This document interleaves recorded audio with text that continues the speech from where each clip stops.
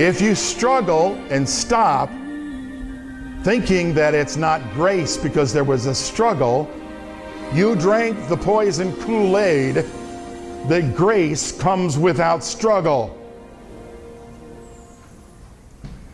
Grace will be resisted. Doing the right thing this year will be resisted. I know of people that have decided, you know what, I'm going to start going to church and this is just one example. I'm going to start going to church. It could be I'm going to read a chapter a day, whatever your choice is. I'm going to start doing this. Well, there's not a whole lot of resistance the first, second, third time. But then the next thing you know, oh, I don't feel like going today. This is too much of a struggle, and God knows me anyway and loves me anyhow. Now you're entering the zone where you're going to make a choice whether you're going to grow or not. Now you're entering the zone where you're going to make a choice whether you're going to grow or not. Now you're entering the zone where you're going to make a choice whether you're going to grow or not. If you're satisfied with crumbs from the table, with crumbs from the table, with crumbs from the table. Are you satisfied with crumbs from the table? Or would you like to eat some steak? Would you like to have more of God's light in your life so you can see His design and purpose more clearly and more clearly? Then remember, Jesus learned obedience through the things that He suffered. So if you want to represent Jesus in this earth, if you want to be like Jesus was, then everything's not going to come easy to you. I mean, if everything would come easy with grace, then He would be the poster child for everything going easy. But He wasn't. In your light, we see light. So we need to start, and He wants us to start from the vantage point of His light in our life, because if you have chaos in your life, and we all hit times of chaos, sometimes it's violent chaos, sometimes it's just rumblings of depression chaos, but it's something that's dark.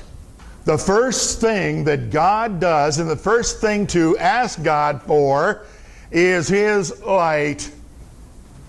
Because the first thing that ends chaos is His light.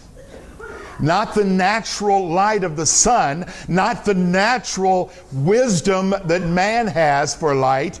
We need them both. He created them both. He gave us natural wisdom. Of course He did. But He gives us, first of all, spiritual light. And the only place to get spiritual light is that it comes out of His temple. We start a routine.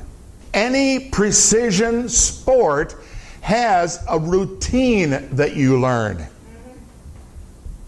And the reason for the routine is so that you can do it without thinking about it. Precision sports like gymnastics, and they walk on that balance beam. They do it so many times, they create a routine that gets them in the flow. It takes a routine to get us in the flow. Some of you think that grace means you don't need a routine. Grace does not mean you don't need a routine. You need a routine. You need to make your routine look like your routine, but you need a routine of some kind. You weren't delivered, when you were delivered from the law, when you were delivered from religiosity, you weren't delivered from the principle of routine, because routine becomes your greatest asset to get you in the right flow, to get the result you want to get. And so if you're doing a little bit of this and a little bit of that and changing everything all the time, every day is different, you will improve your life. Your life will be improved if you begin to learn a routine in this spiritual life. And not it's just a whatever happens, happens today.